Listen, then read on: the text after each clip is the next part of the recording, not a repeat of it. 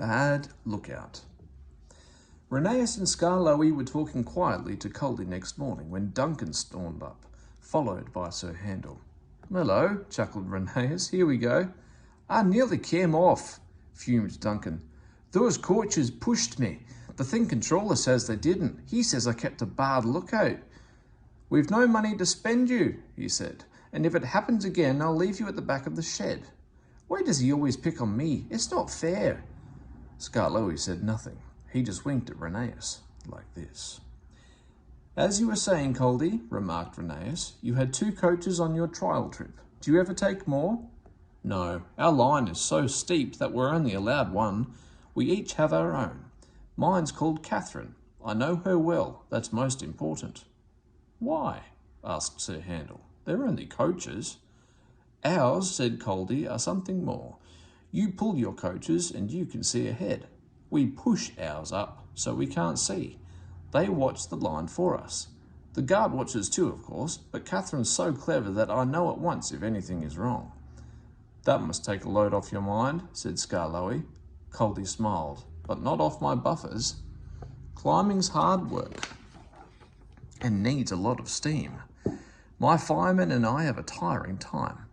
Coming down," he went on, "it's different. Catherine and I just roll. We need no steam for that." Sir Handel sighed enviously.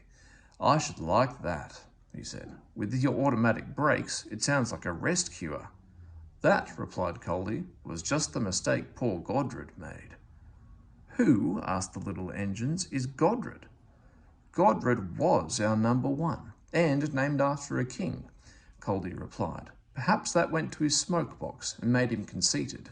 He'd never keep a good lookout. He'd roll down the line looking anywhere but at the track. 'You'll have an accident,' I told him. 'Pooh,' he said, 'I've got automatic brakes, haven't I? And driver's got his air brake. What more do you want?' 'More sense from you,' I said. 'No engine can stop at once if he isn't ready to obey his driver's controls.'" "The first thing a young engine learns," agreed Skarloey. "Awdry never learned sense. His driver and fireman and the manager all spoke to him. They even took him to pieces to see if anything was wrong, but he still went on in the same old way. One day I was going up and waited at a station for Awdry coming down to pass me. As I waited, so it happened. One moment he was on the track, the next his driver and fireman jumped clear as he rolled over. No one was hurt. His coach stayed on the rails and the guard braked her to a stop. They brought Awdry home next day. 'We've no money to mend you,' said our manager, 'so you'll go to the back of the shed.' As time went on, poor Awdry got smaller and smaller till nothing was left." What happened?" asked Duncan anxiously. "It's not nice to talk about," said Coldy. "But what happened? Why isn't it nice?"